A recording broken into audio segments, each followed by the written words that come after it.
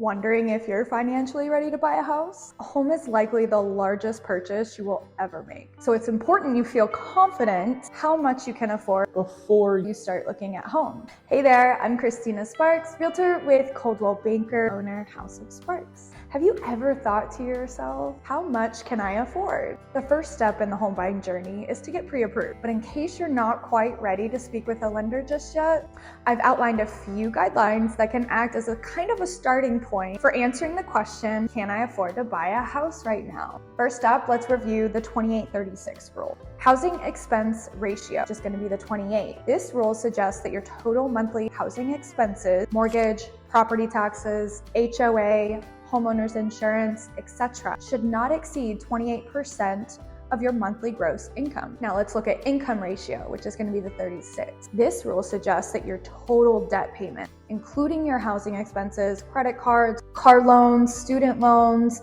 everything, plus your total mortgage payment should not exceed 36% of your gross monthly income. For example, if your salary is $75,000 annually, your gross monthly income is $6,250. Therefore, your total housing costs, principal, interest, taxes, insurance should not exceed $1,750 per month. That is 28% of the $6,250. And your total expenses, mortgage payment, student loans, car payments, etc., should not exceed $2,250 a month, which is going to be the 36% of the $6,250. So you might be thinking, how does that equate to the home price, what I'm qualified for, what I can afford? That depends on a few factors. First, your down payment. The more money you put down, the lower your monthly payment will be. And not only that, but if you put 20% down, you get rid of monthly mortgage insurance, PMI. Don't forget to factor in closing costs when you're budgeting for your down payment.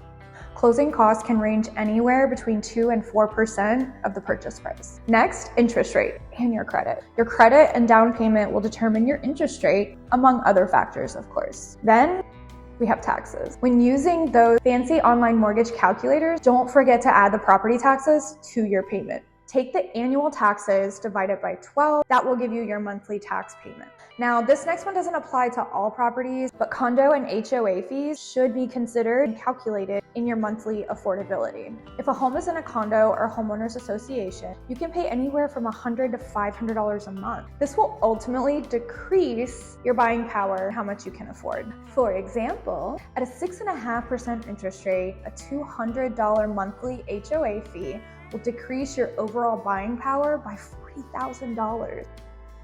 It's important to remember that lenders will qualify you based on your gross pre-taxable income, which is typically not your take-home pay. So you should put together a budget to ensure that you are going to be comfortable with your new mortgage payment. You don't want to end up house poor. Developing a comprehensive budget that includes all of your expenses, savings goals, and income sources will provide a more accurate picture of what you can comfortably afford. As always, reach out with any questions you might have. I'm happy to help any way that I can. I hope you have a great day.